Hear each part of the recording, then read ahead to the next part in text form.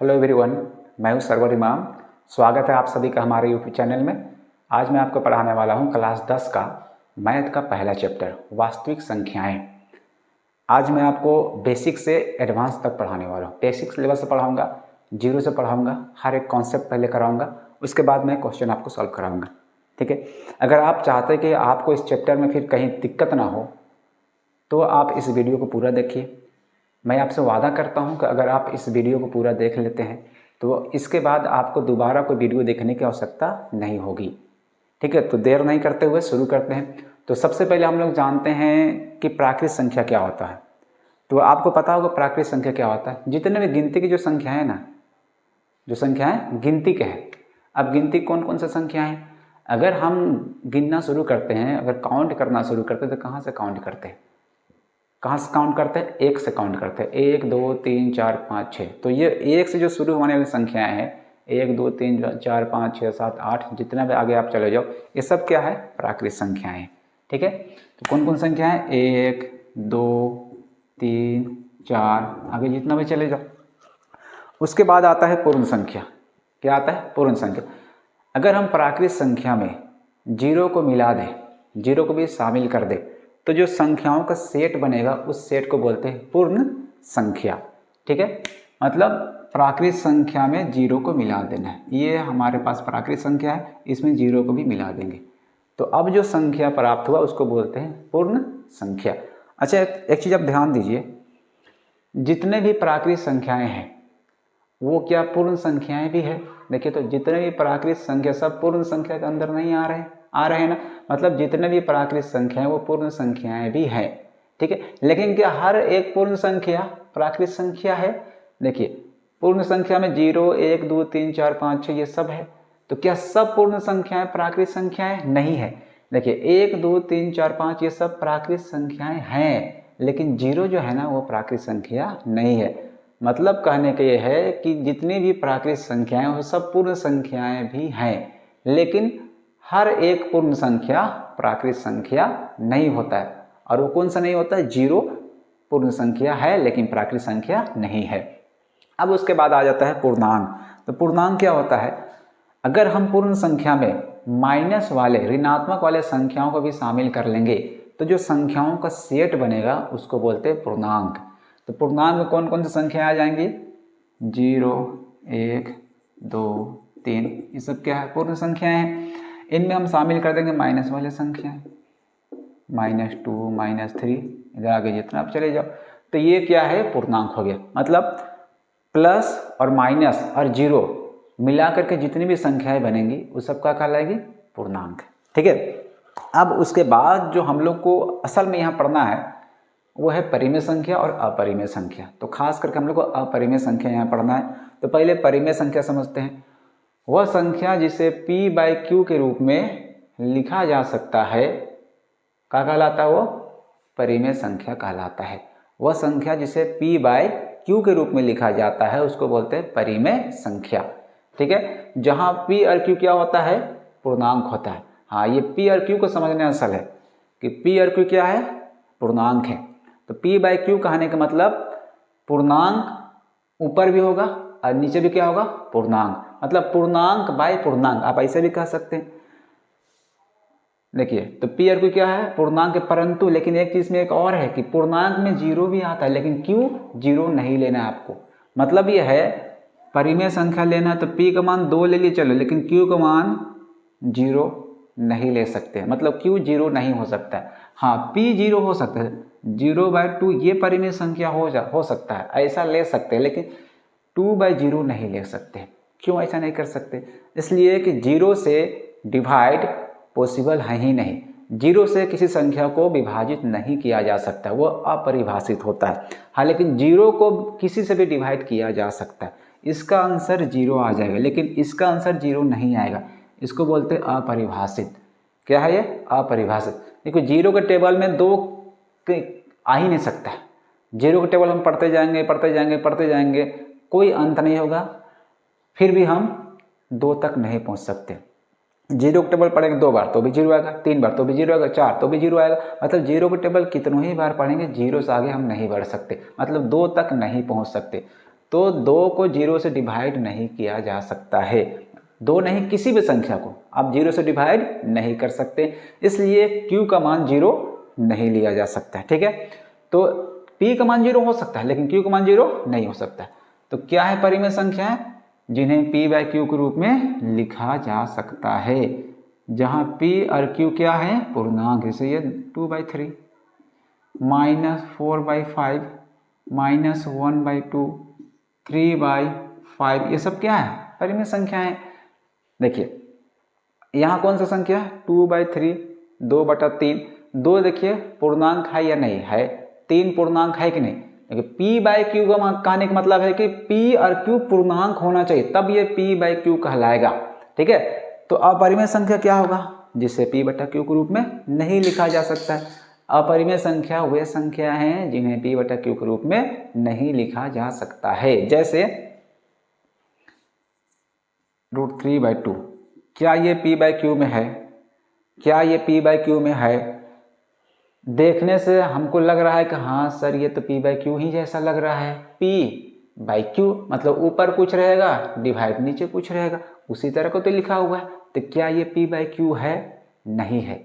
तो क्यों नहीं है, लिखने में जो दिख रहा है वो उसी के जैसा दिख रहा है, लेकिन ये p/q नहीं है। क्यों नहीं है, p और q क्या होना चाहिए, p और q पूर्णांक होना चाहिए, तब वो p/q कहलाएगा।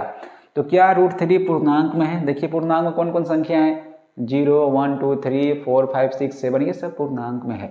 फिर या तो फिर माइनस वाला, कहीं भी √3 पूर्णांक में, कहीं √3 पूर्णांक में आएगा नहीं। तो ये p जो है ना वो पूर्णांक होना चाहिए, जबकि ये p का जो वैल्यू यहाँ पर दिया है वो पूर्णांक नहीं है, मतलब p का मान यहाँ जो है वो गलत है, ये p नहीं हो सकता है, मतलब ये p/q में नहीं है। तो इसको बोलेंगे अपरिमेय संख्या। ठीक है, जैसे 1/√2, ये भी p/q में नहीं है। क्यों नहीं है, p का मान तो सही है, p का वैल्यू सही है, पूर्णांक है, लेकिन क्या q का मान पूर्णांक है, q भी तो पूर्णांक ही होना चाहिए ना। तो q क्या है, पूर्णांक नहीं है, तो ये p/q में नहीं है। ये p/q में है, क्या ये परिमेय संख्या है या नहीं है। रूट लगा हुआ है तो रूट में तो पूर्णांक नहीं होता है, फिर भी ये परिमेय संख्या है, ये p/q में है। तो ऐसा क्यों, मैंने आपको बोला कि रूट वाला जो संख्या होता है जिसमें रूट लगा हुआ है वो पूर्णांक नहीं हो सकता। अगर पूर्णांक नहीं होगा तो p/q भी नहीं कहलाएगा, लेकिन यहाँ रूट लगा हुआ है फिर भी इसको हम बोल रहे हैं कि ये परिमेय संख्या है। तो क्या ये सही हम बोल रहे हैं, परिमेय संख्या होने के लिए क्या चाहिए, ऊपर वाला भी पूर्णांक, जो अंश में होता है वो भी पूर्णांक, और जो हर में होगा वो भी पूर्णांक होना चाहिए। तो क्या ये पूर्णांक है, पूर्णांक में रूट होता है, नहीं रूट तो नहीं होता, लेकिन ये पूर्णांक है। कैसे, 4 का वर्गमूल तो निकल जाएगा ना, 2 नहीं निकलेगा। देखो ये दिखने में लग रहा है कि रूट है, लेकिन एक्चुअली इसमें रूट नहीं है, इसका स्क्वायर रूट निकल सकता है, वर्गमूल निकल सकता है, और ये 4 जो रूट के अंदर है ये क्या आ जाएगा, 2 आ जाएगा। अब देखो ये p/q में है कि नहीं है, तो ये परिमेय संख्या है। अच्छा, जितने भी प्राकृतिक संख्याएं सब परिमेय संख्या हैं या नहीं है। परिमेय संख्या होने के लिए p/q होना चाहिए। तो क्या इन सब के नीचे हम 1 लिख सकते हैं, देखो तो ये p/q बना कि नहीं बना, देखो तो ये परिमेय संख्या है।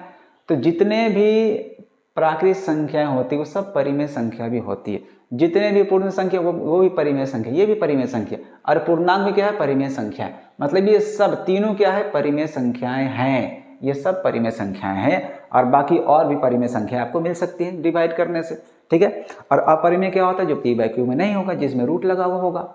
ठीक है, और जिसका रूट नहीं हट सकता उसको बोलते हैं अपरिमेय संख्या। तो अब हम देखेंगे भाज्य संख्या और अभाज्य संख्या। ठीक है, तो पहले हम देखते हैं अभाज्य संख्या क्या होता है।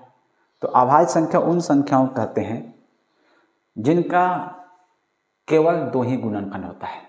कितना, वैसी संख्याएं जिनका सिर्फ 2 गुणनखंड होते हैं उनको कहते हैं अभाज्य संख्या। ठीक है, जैसे 2 का तो गुणनखंड क्या होता है, 2 किससे किससे डिवाइड होगा, 2 को विभाजित करने वाली संख्याएं कौन कौन है। तो 2 को विभाजित करने वाली संख्या खुद 2 होगा, 2 के टेबल में आ जाएगा, 2 से कट जाएगा, तो 2 का तो 1 गुणनखंड 2 हो जाएगा। और एक जो होता है 1 उस सबको डिवाइड करता है। तो 1 जो होता है ना वो सबका गुणनखंड होता है, जितनी भी संख्याएं सबका गुणनखंड 1 होता ही होता है। तो इसका एक गुणनखंड 1 हो जाएगा, दूसरा खुद यही हो जाएगा, ठीक है। तो गुणनखंड क्या होता है, जो किसी संख्या को डिवाइड कर सकता है, विभाजित कर सकता है, भाग दे सकता है, वह उस संख्या का गुणनखंड कहलाता है। तो 2 किससे किससे भाग हो सकता है, 2 से कट सकता है, 2 के टेबल में आ सकता है और 1 के टेबल में आ सकता है 2। तो 2 का सिर्फ 2 ही गुणनखंड है, वो कौन कौन है, 1 और 2।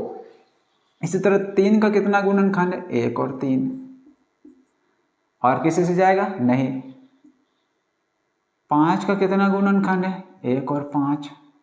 और कोई है नहीं है। 7 का कितना गुणनखंड है, 1 और 7।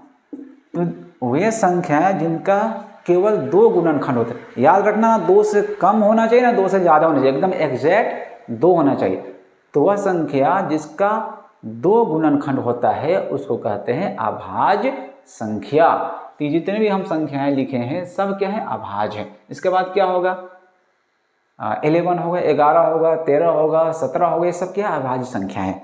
और भाज्य संख्या क्या होता है, वह संख्या जिसका 2 से अधिक गुणनखंड होता है। कितना, 2 से अधिक, 2 से कम नहीं, वह संख्या जिसका 2 से अधिक गुणनखंड होता है उसको बोलते हैं भाज्य संख्या। जैसे 4 का गुणनखंड कौन है, एक 1 है, 2 से भी आ जाएगा 2 के टेबल में और एक 4 के टेबल में, 3 गुणनखंड हो गया।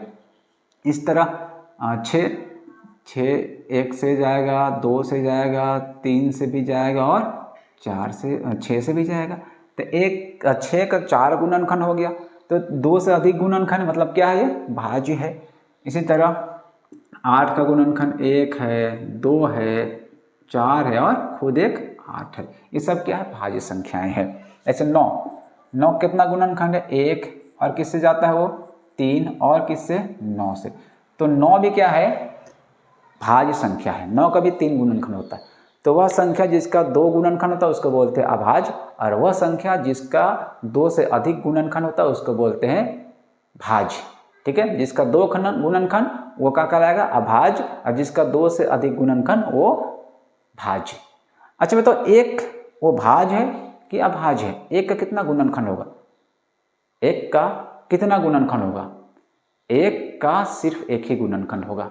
कौन होगा, 1 का सिर्फ 1 ही गुणनखंड 1 होगा। तो बताइए भाज्य है या अभाज्य है।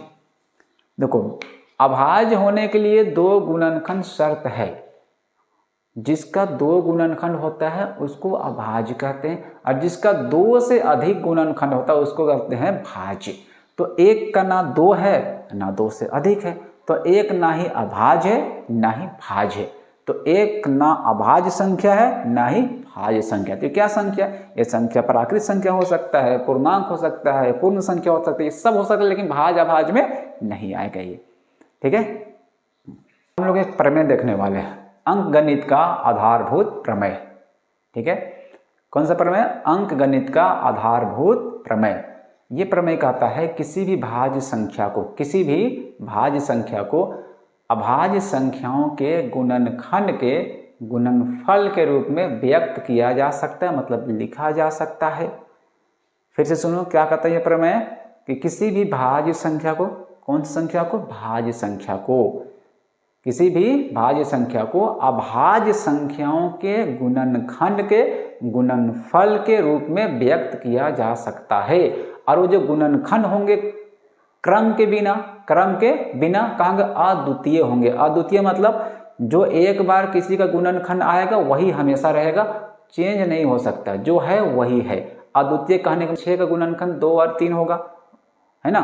6 को जब लिखेंगे तोड़ करके तो 6 को क्या लिख सकते हैं, 2 गुना 3 लिख सकते हैं।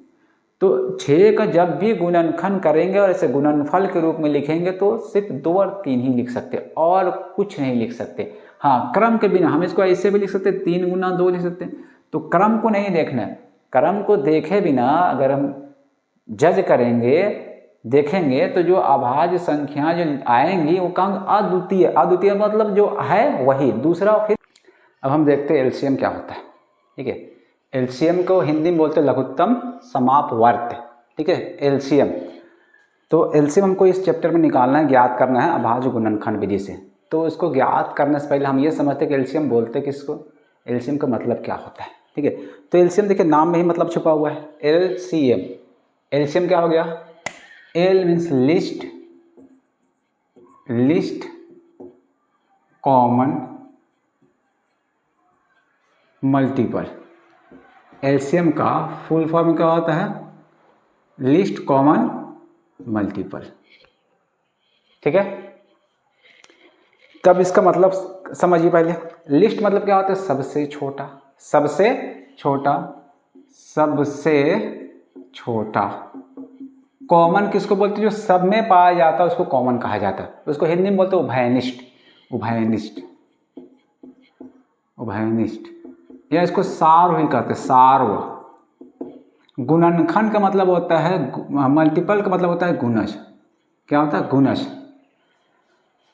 तो लिस्ट सबसे छोटा, कॉमन जो सब में हो, मल्टीपल मतलब गुणज। अब गुणज क्या आ जाए, जो पहाड़ा में आता है, जो किसी के टेबल में आता है वो उसको गुणज कहलाता है। जैसे 2 का गुणज क्या हो जाएगा, 2 का गुणज 4, 6 है ना, 8, ये सब 2 के टेबल में आ रहा है, तो ये सब क्या कहलाएगा, 2 का गुणज कहलाएगा।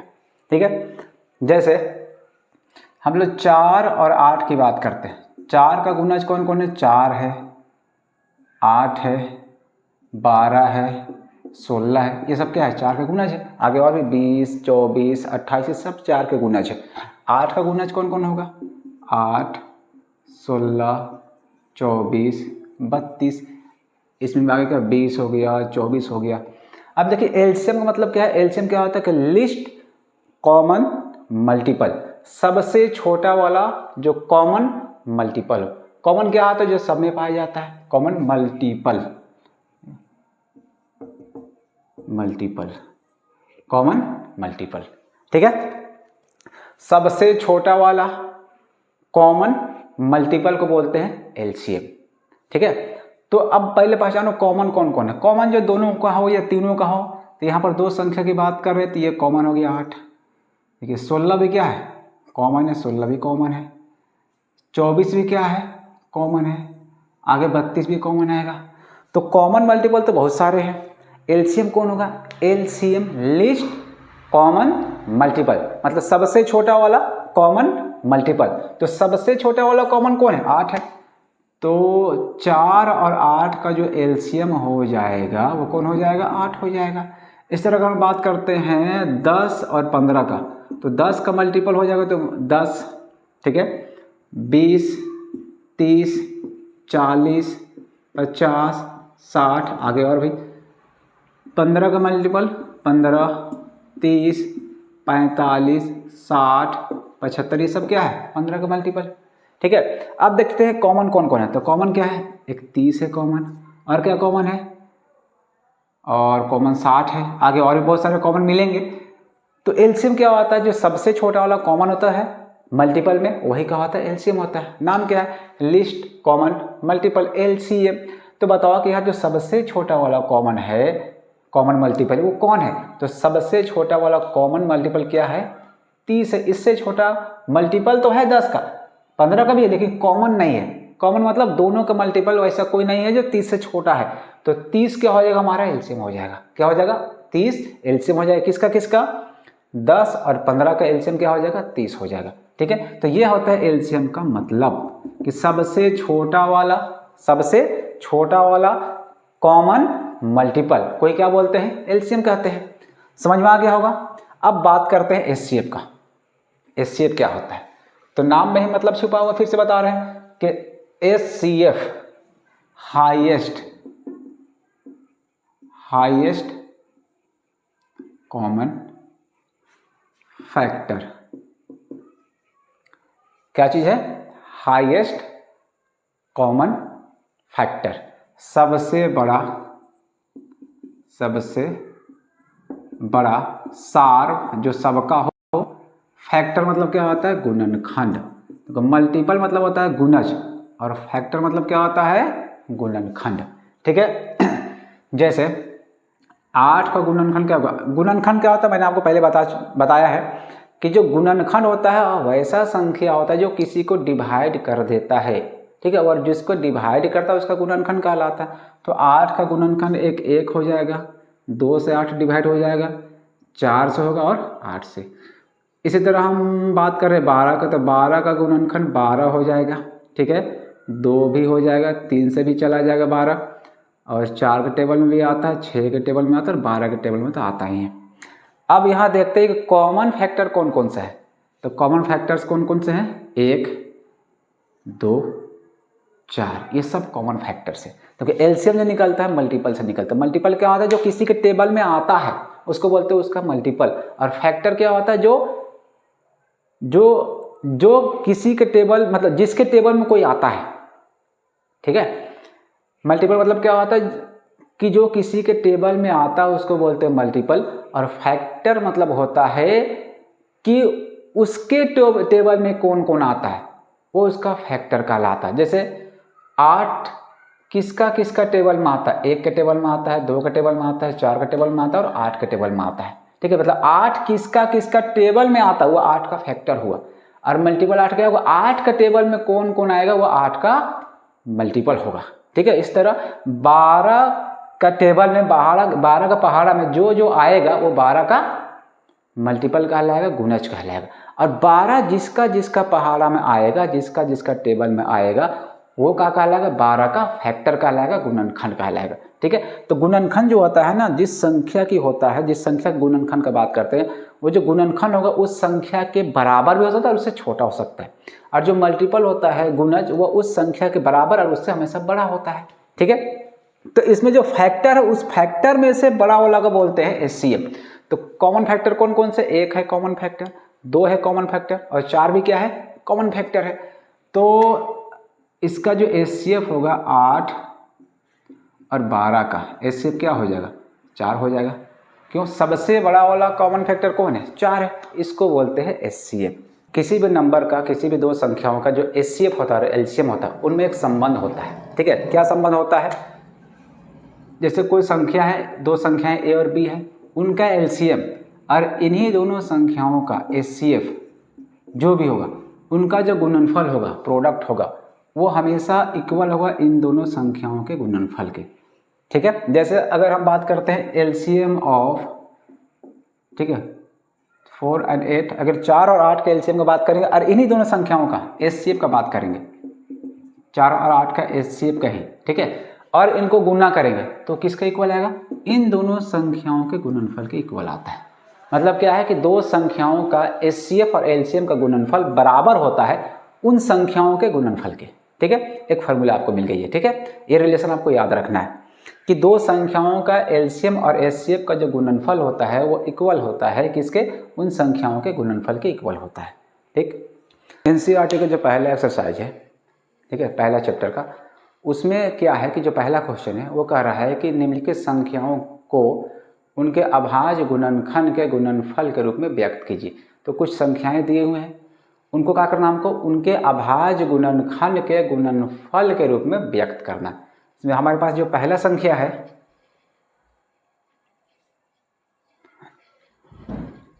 तो हमारे पास जो पहला संख्या वो क्या है, 140, ठीक है। तो हमको करना क्या है कि इस संख्या को इसके अभाज्य गुणनखंड के गुणनफल के रूप में व्यक्त करना। तो अभाज्य संख्या कौन कौन सी होती है, सबसे पहला संख्या 2, 3, 5, 7, 11, 13 है ना, 17, ये सब अभाज्य संख्या है। तो हमको जो भी यहाँ संख्याओं को, जितना भी संख्या है जिनको क्या करना है कि अभाज्य गुणनखंड के गुणनफल के रूप में व्यक्त करना है, तो हमको क्या करना है, इन सब में व्यक्त करना है, इन सब, ये सब अभाज्य संख्या है, इनमें व्यक्त करना है, ठीक है। तो 140 को पहले क्या करते हैं, इसका गुणनखंड निकालते हैं, अभाज्य गुणनखंड निकालते हैं। तो बताओ पहला अभाज्य गुणनखंड कौन, अभाज्य संख्या कौन होता है, 2 होता है। तो इससे हमको क्या करना है, इसको फैक्टराइज करना है, गुणनखंड करना है। 2 सते 14, 0 उतर जाएगा, फिर 2 से जाएगा, ये 2 3 6, 1 बचेगा, 10 हो जाएगा, 2 5 10। अब देखो दूसरा अभाज्य संख्या कौन, 3 है, तो 3 से नहीं जाएगा, ये 2 से भी नहीं जाएगा, तो किससे जाएगा, देखो 5 से जा रहा है, तो 5 सते 35। तो क्या करना है, 40 बराबर क्या आ गया, 2 गुना 2 गुना 5 गुना 7, ठीक है। अब इसको आप ऐसे भी लिख सकते हो, पावर बना के भी लिख सकते हो, घात में भी लिख सकते हो, घातांक में भी लिख सकते हो। बताओ 2 कितना है, 2 2 बार है, तो 2 को पावर 2 लिख सकते हैं, 5 गुना 7, ठीक है। और दूसरा संख्या जो हमारे पास है कितना है 156 है। तो इसको भी तोड़ देते हैं। देखो जिसका अंतिम वाला संख्या सम संख्या होता है वो हमेशा 2 से डिवाइड होता है, तो ये भी 2 से जाएगा। 2 सते 14, एक बच जाएगा इधर का 16, 2 8 16, फिर ये 2 से जाएगा। 2 तिया 6 1, इधर का 18, 2 9 18। अब देखो ये 2 से नहीं जाएगा, इसका जो आखिरी वाला डिजिट है, आखिरी जो अंक है वो 2 से नहीं जाएगा। अब देखते हैं क्या 3 से जाएगा। तो देखो 3 से चेक करने का तरीका है, इसका जितना भी अंक है सबको जोड़ना है आपको।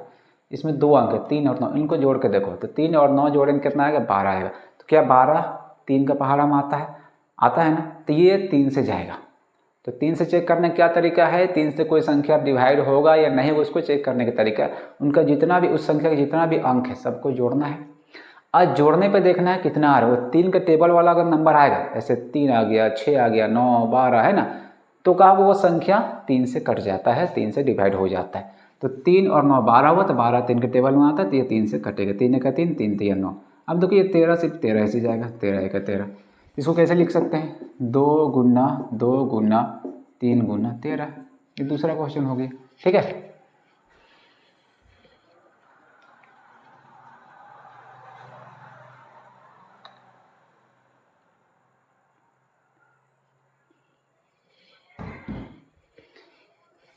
अब तीसरा जो है वो 3825 है, इसको भी वही काम करना है।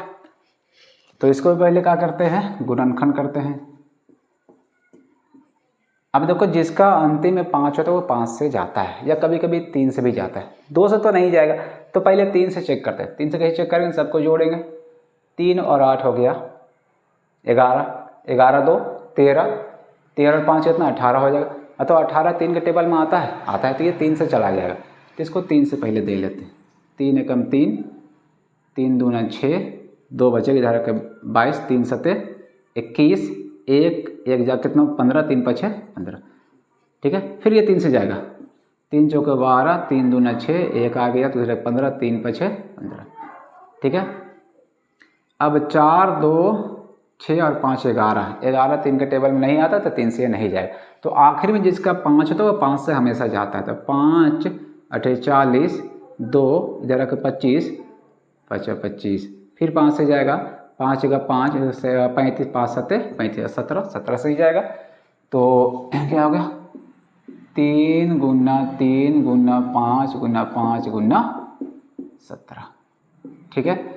तो 3 कितना है यहाँ पर, 3 2 है तो 3 का स्क्वायर 2 लिख सकते हैं, 5 का स्क्वायर भी 2 लिख सकते हैं, और 17 अकेले। यहाँ भी देखो 2 कितना है 2 बार है तो 2 का स्क्वायर लिख सकते हैं, 3 अकेले तो 3 अकेले ही रह जाएगा, ठीक है।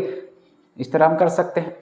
अगर 3 रहता 3 बार तो 3 का क्यूब लिखते, अगर 4 बार रहता तो 3 का पावर 4 लिखते। तो ऐसे आपको पावर में करके लिख देना है, ठीक है। और बाकी और भी क्वेश्चन है इसका, उसको आपको बना लेना है। मैं आगे चलता हूँ। तो अब हमें क्या करना है ना कि 2 संख्याओं के एलसीएम और एचसीएफ निकालना है, ठीक है। तो हम लोग यूज करने वाले हैं यहाँ पर अभाज्य गुणनखंड विधि। आपका सिलेबस में ही अभाज्य गुणनखंड विधि से क्या कर रहा है, आपको 2 संख्याओं के या 3 संख्याओं का एचसीएफ और एलसीएम निकालने के लिए आएगा, ठीक है। तो मान लेते हैं ना एक संख्या x है और दूसरा संख्या y है। x का अभाज्य गुणनखंड निकाले तो मान लो कि a का पावर 2 आ गया, b का पावर 4 आ गया, c का पावर 1 आ गया, मान लो ऐसे। अब यहाँ y का निकाले तो y का पावर, y में a का पावर 4 आ गया, b आ गया, c का पावर 5 आ गया, यहाँ पर एक d भी है मान लो, चलो ठीक है। अगर 2 संख्याओं का गुणनखंड निकालने से इस तरह से कुछ आएगा ही, कुछ तो आएगा ना। तो अगर हमको अभाज्य गुणनखंड का प्रयोग करके एलसीएम और एचसीएफ निकालना है, ठीक है, तो हम लोग इस तरह से निकालेंगे। कैसे निकालेंगे, देखो अगर आपको एचसीएफ निकालना है x और y का, x और y कोई 2 संख्याएं हैं ना। अभी हम लोग मान लिए कि x y कोई 2 संख्याएं हैं, x का अभाज्य गुणनखंड निकाले तो इस तरह आया और y के निकाले तो इस तरह आया, ठीक है। अब इनका निकालना हमको एचसीएफ। तो एचसीएफ में क्या करना, जो कॉमन होगा, क्या होगा ध्यान से सुनना, जो कॉमन होगा कॉमन में से ही लिखना है, जो कॉमन नहीं होगा उसको नहीं लिखना है एचसीएफ में, याद रखना। जो कॉमन होगा उसी को लेना है एचसीएफ में, जो कॉमन नहीं होगा उसको एचसीएफ में नहीं लेना। और वो किसको लेना, जिसका पावर क्या होगा छोटा होगा, जिसका घातांक घात क्या होगा छोटा होगा, कॉमन होना चाहिए, और साथ में जिसका घात छोटा होगा उसको लेना है। अब देखो यहाँ कॉमन कौन कौन है, देखो ए कॉमन है, देखो तो दोनों में ए है कि नहीं, है ना दोनों में। अब यहाँ देखो ए तो दोनों में है और घात दोनों में अलग अलग है। ए में कितना घात है 2, यहाँ पर 116 ए में, और यहाँ कितना घात है ए का 4 है। तो HCF में कॉमन वाला ही लेना है, लेकिन छोटा पावर वाला। तो दोनों में से छोटा कौन है, ए का स्क्वायर छोटा है, ठीक है। अब देखो बी कॉमन है या नहीं है, देखो बी कॉमन है ना, तो अब देखो यहाँ बी का पावर है 4, यहाँ बी का पावर 1, कुछ नहीं तो 1 होता है। तो किसको लेना है, छोटा वाला लेना है, मतलब बी का पावर 1 लेंगे, मतलब बी को लेंगे। देखो सी कॉमन है, देखो सी कॉमन है ना, तो कॉमन में से क्या लेना है, छोटा पावर को लेना है। तो कौन है छोटा, सी का पावर 1 है। अब देखो डी कॉमन है, डी y का गुणनखंड में है, लेकिन क्या x का गुणनखंड में है, नहीं है। तो जो कॉमन नहीं होगा उसको HCF में नहीं लेना है, ठीक है। अब बाद में आपके इसको मल्टीप्लाई कर देना है, ठीक। अगर LCM निकालना है, LCM इन्हीं दो संख्याओं का अगर LCM निकालना है, तो LCM के क्या रूल है, LCM में कॉमन में से भी लेना है और जो कॉमन नहीं उन सब को लेना है, किसी को छोड़ना नहीं। और यहाँ कॉमन में से पावर जो बड़ा होगा उसको लेना है, और जो कॉमन नहीं है उसको भी आपको लेना है, और पूरा का पूरा लेना है। तो देखो पहले क्या कॉमन है, ए कॉमन है, देखो तो अब ए कॉमन है, पावर कौन सा, बड़ा वाला, तो बड़ा कितना है 4 है दोनों में। देखो बी भी कॉमन है, तो बड़ा कौन है, पावर में 4 है। सी भी कॉमन है, पावर बड़ा कौन है 5 है। डी कॉमन है नहीं, तो जो कॉमन नहीं है उसको भी आपको LCM में लेना पड़ेगा, ठीक है। आपको इस तरह से LCM और HCF निकालना है अभाज्य गुणनखंड विधि से। कैसे लेना, अगर HCF निकालना है तो कॉमन में से, किस में से, कॉमन में से छोटा पावर। अगर LCM निकालना है तो कॉमन में से बड़ा पावर, और जो कॉमन नहीं है उसको भी आपको लेना है, ठीक। अब हम लोग क्वेश्चन आगे देखते हैं। का पहला क्वेश्चन कितना कितना है, 26 और 91, इनका HCF निकालना और LCM भी निकालना, और बोल रहा है जांच क्या करना है कि LCM और HCF का गुणनफल दोनों संख्याओं गुणनफल के बराबर होता है। जो मैंने आपको लिखाया था कि दो संख्याओं का LCM और HCF का गुणनफल उन संख्याओं के गुणनफल के बराबर है, तो उसको जांच भी करना है। तो पहले क्या करें हम लोग, 26 का गुणनखंड करेंगे, अभाज्य गुणनखंड निकालेंगे। 2 से जाएगा, 2 1 2, 2 3 6, अब नहीं जाएगा तो 26 को क्या लिख सकते हैं, 2 गुना 13 लिख सकते हैं। उसके बाद क्या है, 91 है, 91 के तोड़ेंगे तो कितना जाएगा, ये 2 से तो नहीं जाएगा, 3 से भी नहीं जाएगा, और दूसरा अगला कौन है 5, 5 से भी नहीं जा रहा है। अगला अभाज्य संख्या कौन है 7, 7 से जाएगा, ये 7 का 7, यहाँ बच गया 2, इधर आके 21, 7 3 21, कितना कितना आ गया, 7 गुना 13 आ गया, ठीक है। अब इसका निकालते हैं HCF, 26 और 91 का HCF। तो HCF में किसको लेना है, जो कॉमन है, जो कॉमन है उसको लेना, और पावर छोटा वाला लेना है। तो 2 कॉमन है नहीं है, 7 कॉमन नहीं, 13 कॉमन है, देखो है ना, और छोटा पावर लेना, तो दोनों का पावर कितना 1 1 है, तो दोनों का पावर तो बराबर है, तो किसी को भी ले सकते हैं। 13 आ गया, और कोई कॉमन नहीं, बस इसका आंसर हो गया, HCF निकल गया। अब LCM निकालते हैं। LCM में क्या करना है, जो कॉमन है उसको भी लेना है, जो कॉमन नहीं उसको भी लेना है। देखो 2 कॉमन नहीं तो 2 को लेना पड़ेगा, 7 कॉमन नहीं है, 7 को भी लेना पड़ेगा। 13 कॉमन है ना, तो कॉमन में से बड़ा पावर यहाँ लेना है, तो दोनों को पावर 1 है तो पावर तो 1 ही लिया आएगा। अब इनको गुणा कर देना है, गुणा करेंगे 182 आ जाएगा, ठीक है। अब हमको जांच करना है, क्या करना है, जांच, क्या जांच करना है कि HCF और LCM का जो गुणनफल होगा, LCM गुना HCF, ठीक है। तो कितना आया LCM आया 182, और HCF कितना आया 13 आया। इसको गुणा करना है, ठीक है। 13 दूना 26, 6 हो गया, हासिल आपका 2 मिल गया। 13 7 91, 13 8 104, 104 और 2 कितना हो जाएगा 106 हो जाएगा। हासिल कितना हो गया 10, 13 1 13 और 10 कितना हो जाएगा 23 हो जाएगा। इतना आया दोनों का LCM और HCF का गुणनफल। अब दोनों संख्या को गुणा करते हैं, ठीक है। 26 गुना 91, इसको गुना कर लेते हैं यहाँ पे। 6 2 हो जाएगा, 9 6 54 का 4, 9 दूना 18 और 5 23, 6 6 23, ये आ गया। देखो आया, दोनों संख्याओं का LCM और HCF का गुणनफल दोनों संख्याओं गुणनफल के बराबर आया कि नहीं, ये जांच हो गया। तो ये आपको जांच करना है इसे, ठीक है। पहले एलसीएम निकालना है, एचसीएफ निकालना है, फिर दोनों का एलसीएम और एचसीएफ का गुणनफल निकालना है और दोनों संख्याओं का गुणनफल निकालना और दिखाना है कि दोनों इक्वल होते हैं। देखो दोनों इक्वल है ना। तो ये आपको जांच भी कर लेना है। मैं आपको दूसरा क्वेश्चन क्या है, 510 और 92, ठीक है, इनका भी एचसीएफ और एलसीएम निकालना है, ठीक। तो पहले 510 इसका गुणनखंड निकालते हैं। देखो आखिरी में क्या है, 0 है, मतलब सम संख्या है तो 2 से जाएगा। 2 दूना 4, 1 आ गया, इधर 11, 2 पछे 10, फिर 2 पछे 10। अब देखो आखिरी में 5 आ गया। 3 से देखते हैं 3 से जाता है कि नहीं जाता है। 2 से तो अब नहीं जाएगा। 2 और 5 7 और 5 12, 3 से जाएगा। 12 3 का टेबल में आता है ना। 3 8 24, 1 बचेगा, इधर आकर 15, 3 पछे 15। अब ये 3 से नहीं जा रहा था, सिर्फ 5 से जाएगा। तो 5 का 5 यहाँ आ गया, यहाँ बचेगा 3, इधर का 35, 5 7 35। फिर 17 किसी से नहीं जाता, सिर्फ 17 से ही जाता है।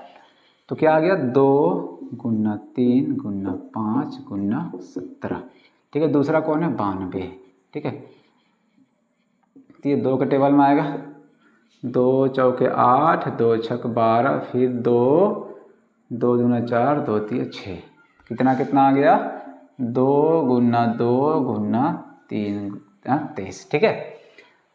इसका निकालना है एचसीएफ पहले। तो एचसीएफ किसका 510 और 92 का एचसीएफ। इसको हम लोग पावर में लिख देते हैं। 2 कितना बार है, 2 बार है, 2 का पावर 2 लिख सकते हैं और 23 लिख सकते हैं। यहाँ सब देखो अलग अलग है, किसी का पावर नहीं बनेगा, ठीक है।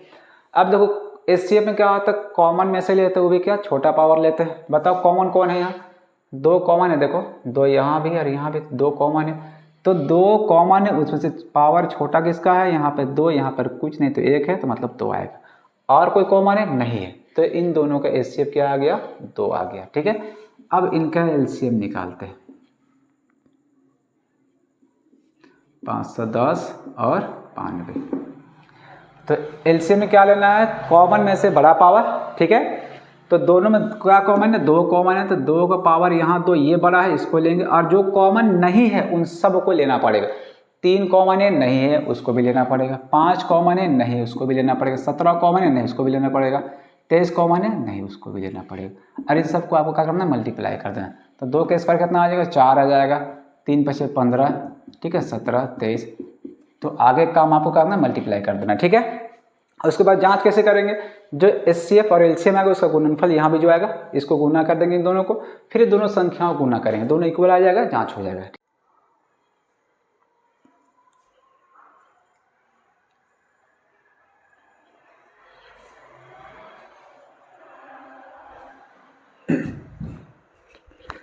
अब तीसरा क्वेश्चन देखते हैं ना। तीसरा क्वेश्चन सेम क्वेश्चन है।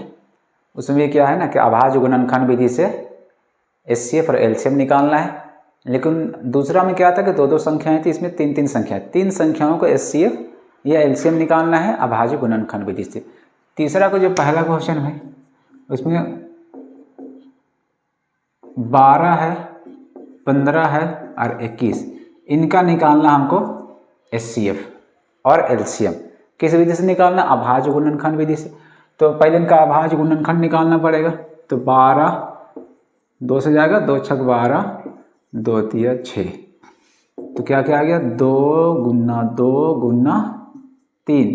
देखो 2 के स्क्वायर लिख सकते हैं, 2 कितना बार है, 2 बार है, तो 2 को पावर 2 लिख सकते हैं।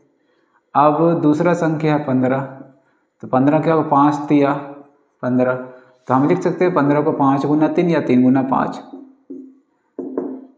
तीसरा संख्या 21, कितना जाएगा, 3 7 21, इसको क्या लिख सकते हैं हम लोग, 3 गुना 7 लिख सकते हैं।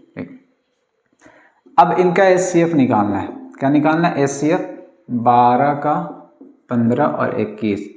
तो एचसीएफ में मैंने आपको बताया है कि उसी संख्या को लेना है जो कॉमन हो, तो यहाँ पर 3 संख्याओं की बात है, तो तीनों में जो कॉमन होगा वही एचसीएफ होगा।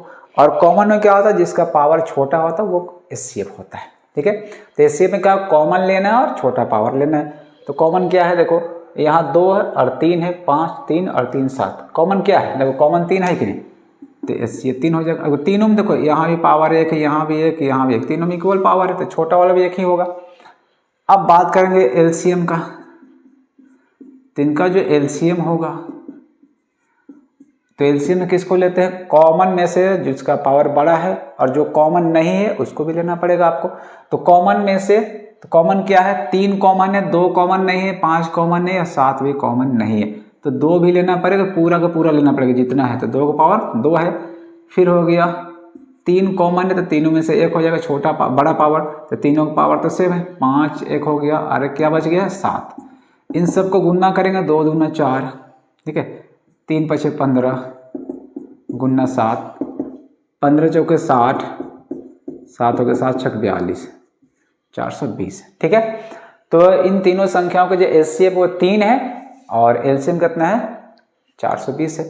तो बाकी और 2 क्वेश्चन है, ठीक है। तीसरा को उसको आपको बनाना है।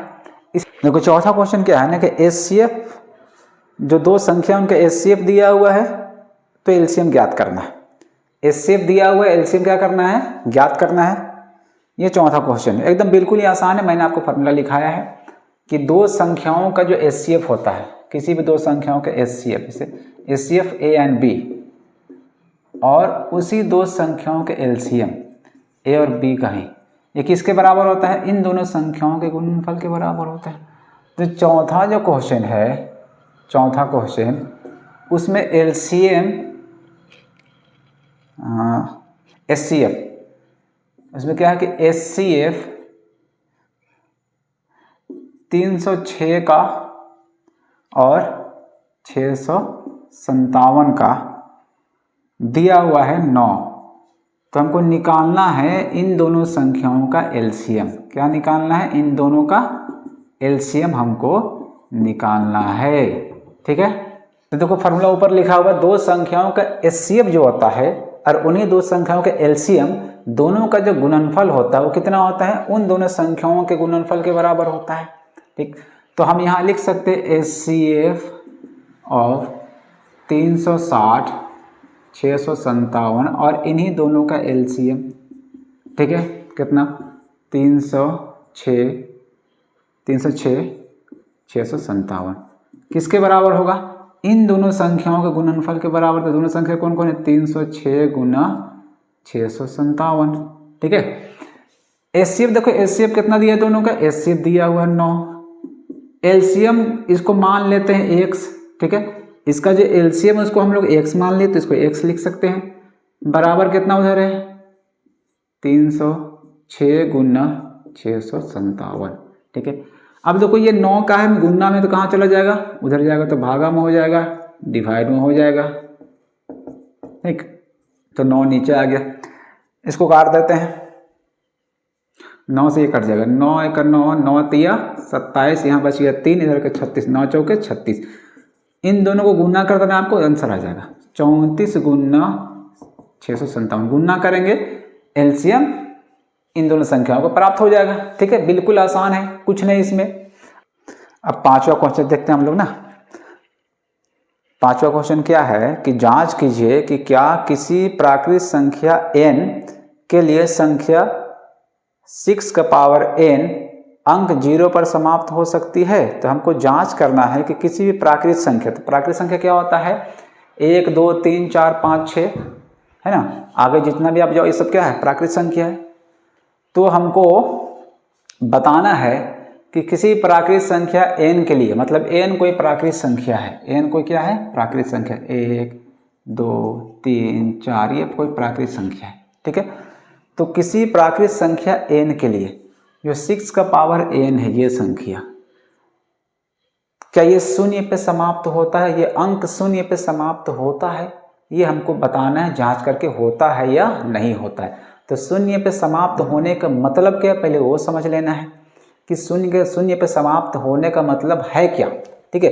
तो शून्य पर समाप्त होने का मतलब है, जैसे ये संख्या देखो, इसका जो आखिरी वाला अंक है वो कितना है? शून्य है, 0 है। तो इसको बोलते हैं अंक शून्य पर समाप्त होना। जैसे ये संख्या 20, इसका देखो अंक आखिरी वाला अंतिम अंक क्या है? शून्य है। इसी तरह 150, इसका आखिरी अंक क्या है? शून्य है। तो हमको बताना है कि जो 6 का पावर n है वो शून्य पे समाप्त होगा या नहीं होगा। n क्या क्या इसमें? n 1 है, 2 है, 3 है, 4, मतलब n का मान हम लोग 1 भी ले सकते हैं। तो 6 आ जाएगा। अगर n का मान 2 लेंगे तो 6⁻² हो जाएगा, मतलब 36 आ जाएगा। इस तरह 3 लेंगे तो 216 आ जाएगा। इस तरह कुछ ना कुछ आता ही जाएगा। तो बोल रहा है क्या यह शून्य पे समाप्त होगा? तो आप देख सकते हो कि यह शून्य पे समाप्त नहीं हो रहा है। तो इसको हम लोग प्रूफ कैसे करेंगे, सिद्ध कैसे करेंगे? तो जो संख्याएं शून्य पे समाप्त होती हैं उनका एक खासियत होता है। जो भी संख्याएं शून्य पे समाप्त होगी उनका एक खासियत होता है। क्या खासियत होता है? कि उनका जो अभाज्य गुणनखंड होगा उसमें 2 और 5 जरूर ही आएगा। ध्यान से सुनना, जो संख्याएं शून्य पे समाप्त होती हैं उनका अभाज्य गुणनखंड में 2 और 5 अवश्य आएगा, एकदम आना ही आना है।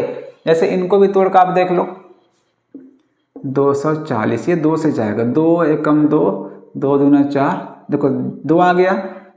5 से भी देखते हैं, 5 दूना 10, 2 बचेगी, इधर का 20, 5 चौके 20, देखो 2 और 5 आया कि नहीं? बाकी और भी कुछ आ सकता है लेकिन 2 और 5 जरूर ही आएगा।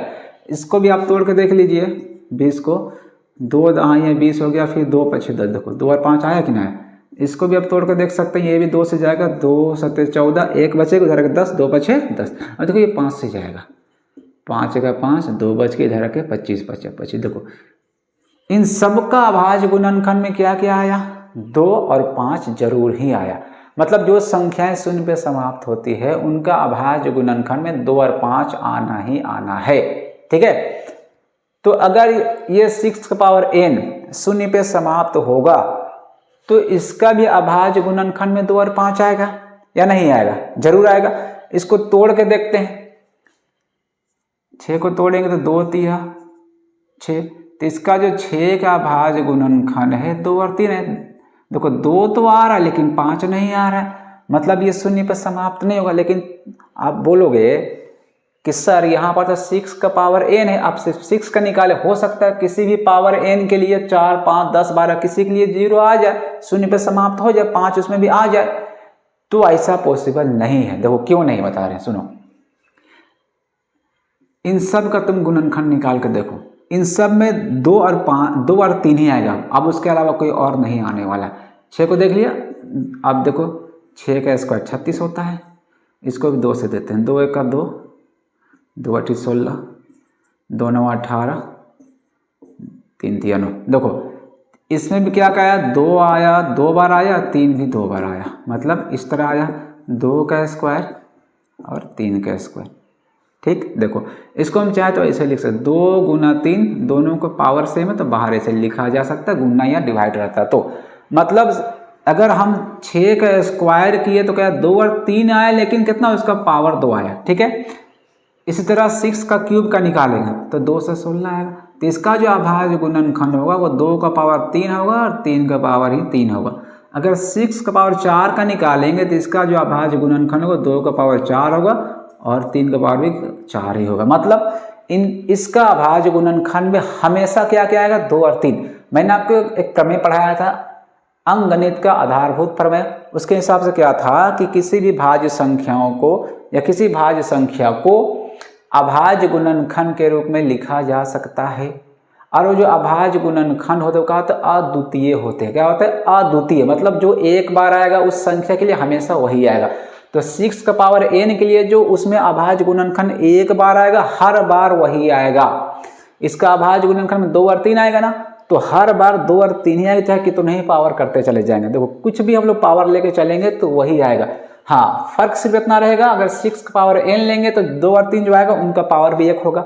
अगर 6 का पावर 2 लेंगे तो 2 और 3 जो आएगा उसका पावर भी 2 होगा। अगर 6 का पावर 3 लेंगे तो 2 और 3 जो आएगा उसका पावर 3 होगा। बस यही फर्क होगा। मतलब ये जो संख्या है उसका अभाज्य गुणनखंड में 2 तो आएगा लेकिन 5 नहीं आएगा। और मैंने आपको बताया है कि जो संख्या शून्य पे समाप्त होता है उसका अभाज्य गुणनखंड में 2 और 5 दोनों आता है। 2 और 5 दोनों आएगा। अगर दोनों में से कोई एक नहीं आएगा तो वह शून्य पे समाप्त नहीं होगा। इसका मतलब 6 का पावर n शून्य पे समाप्त नहीं होगा। तो इसे लिखेंगे कैसे? देखिए इस तरह लिखेंगे ना, यदि 6 का पावर n शून्य पे समाप्त होगा तो उसके अभाज्य गुणनखंड में 2 और 5 अवश्य आएंगे, परंतु 6 के पावर n बराबर क्या आएगा, 2 गुना 3 का पावर n, मतलब 2 और 3 आएगा। अतः आधारभूत प्रमेय से 6 का पावर n के अभाज्य गुणनखंड में केवल 2 और 3 ही आ सकते हैं। जो आधारभूत प्रमेय क्या कहता है कि अद्वितीय होता है गुणनखंड, तो इसके जो गुणनखंड होंगे अद्वितीय होंगे, मतलब 2 और 3 ही हमेशा आएंगे। तो इसके जो अभाज्य गुणनखंड इसमें 2 और 3 ही आ सकते हैं, अर्थात 6 के पावर n के अभाज्य गुणनखंड में 5 नहीं आ सकता है। तो जब 5 नहीं आ सकता है तो शून्य पर समाप्त होगा, नहीं न होगा, इसलिए 6 के पावर n शून्य पर समाप्त नहीं हो सकता है। ठीक है, अब ये जो प्रश्नावली है, एक्सरसाइज है, उसका अंतिम क्वेश्चन, आखिरी क्वेश्चन। ठीक है, क्वेश्चन क्या है, किसी खेल के मैदान के चारों ओर एक वृत्ताकार पथ है।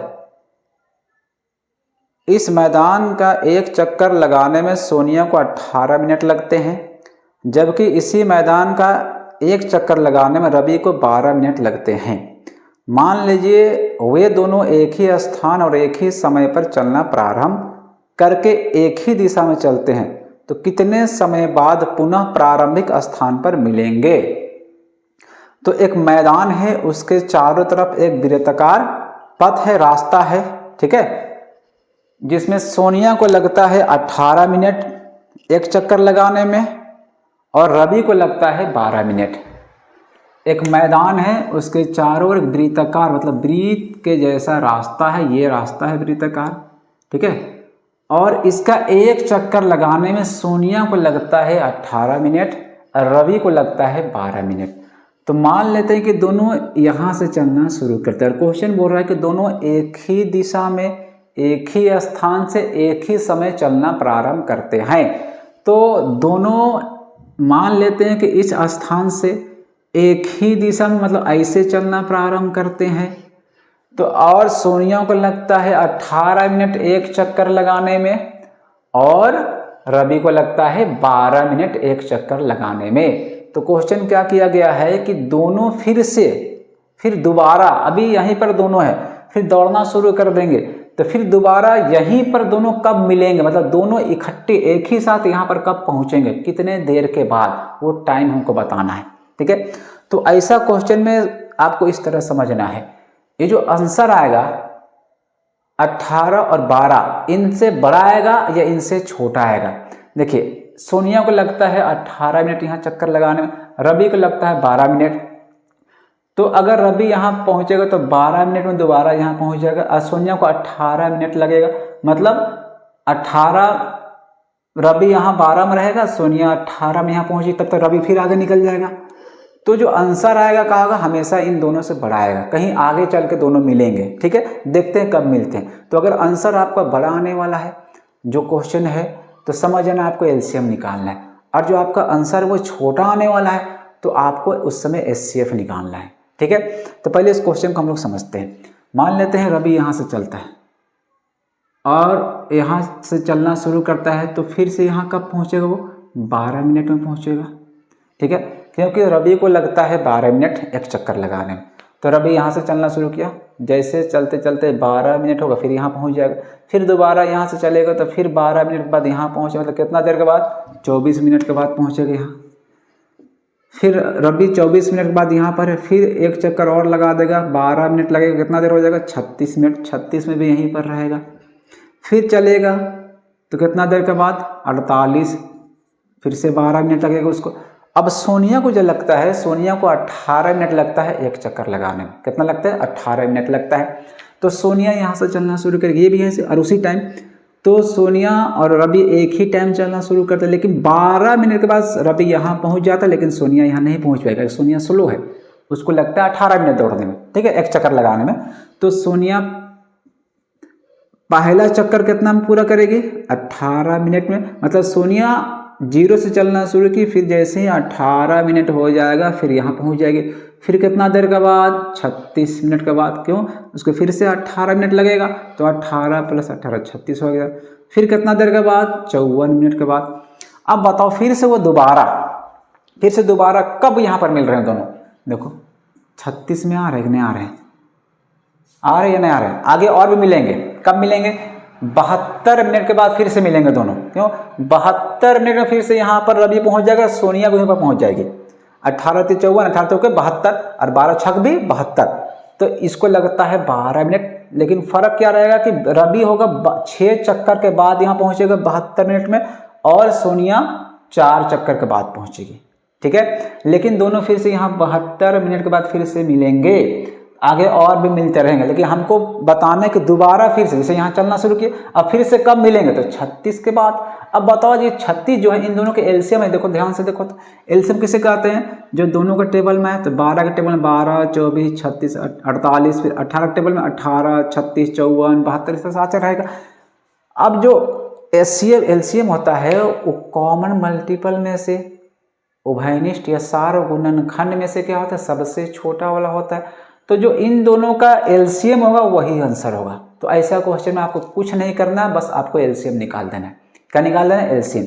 मैंने आपको समझा दिया आंसर कितना होने वाला है, आप एलसीएम निकाल कर आंसर प्राप्त कर सकते हो। एलसीएम कैसे निकालते आपको पता ही।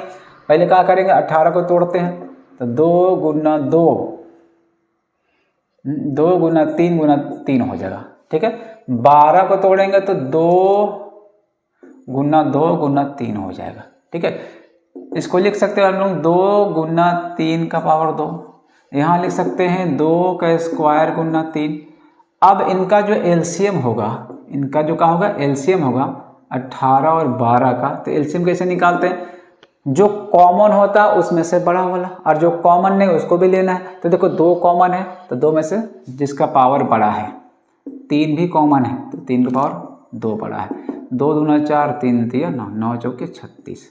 आगे आपको लिख लेना, क्या लिखेंगे? अतः सोनिया और रवि पुनः 36 मिनट के बाद प्रारंभिक बिंदु पर या प्रारंभिक स्थान पर मिलेंगे। ठीक है,